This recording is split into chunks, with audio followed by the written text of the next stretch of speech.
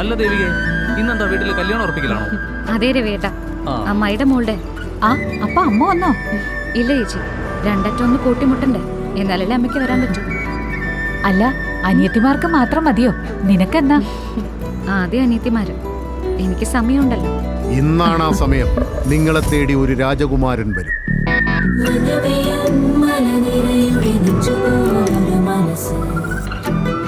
കുട്ടികളുടെ മനസ്സിനെക്കാളും നൈർമല്യമുള്ളവനാണ് വരിക.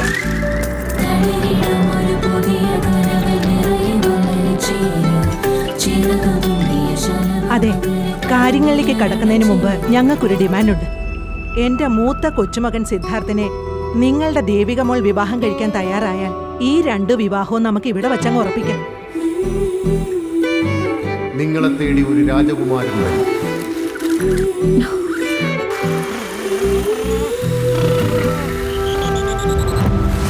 കുട്ടികളുടെ മനസ്സിനെക്കാളും നൈർമല്യമുള്ളവനാണ് വരിക.